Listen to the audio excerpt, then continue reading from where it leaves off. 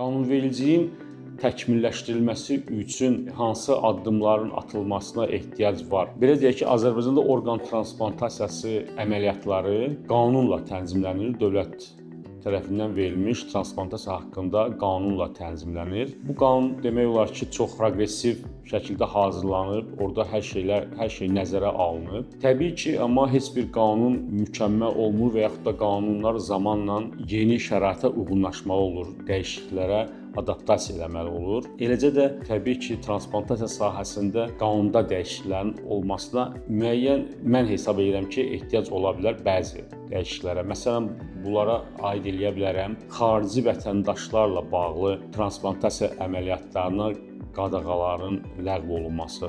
Bizim qanunda xarici vətəndaşların və yaxud da müvəqqəti oturma izni olan vətəndaşların əməliyyat olunmasına icazə verilmir. Bu da problemlər yaranır. Hansı ki, tutaq ki, xəstənin qardaşı Rusiya vətəndaşıdır, donor olmaq istəyir, biz onu əməliyyat eləyə bilmirik.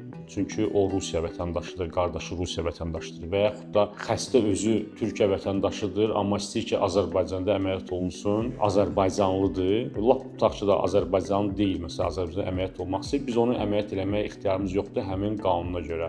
Ola bilsin ki, gələcəkdə bu qanunun dəyişdirilməsi transplantasiya sahəsinə inkişafına kömək edə bilər. Başqa bir dəyişiklik biz hesab edirik ki, meyitdən orqan alınması üçün xüsusi lisenziyaların verilməsi. Orqanın alınması üçün xüsusi lisenziya tələb olunmur. Adətən orqanın köçürülməsi üçün xəstəxanalara lisenziya verilir. Alınması isə hətta rayon xəstəxanalarında da belə icra oluna bilməlidir. Çünki meyit orqanlar indi hal-hazırda bizdə 1 ildir fəaliyyət göstərir. Düzdür, bu proses, yəni meyitdən orqan köçürülməsi. Amma gələcəkdə rayonlarda beyin ölümü qeyd olunan xəstələrin Bakıya transplantasiya üçün daşınmasına ehtiyac olmaya bilər.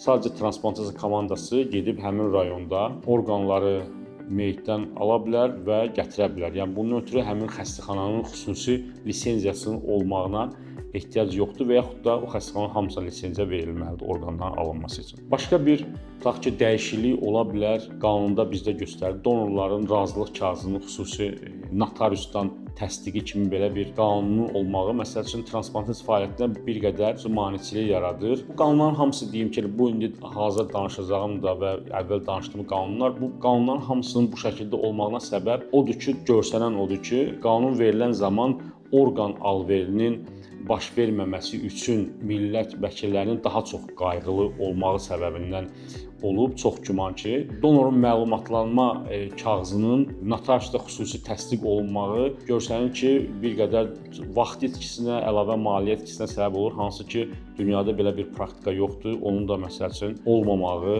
daha əlverişli iş şəraiti yaradar.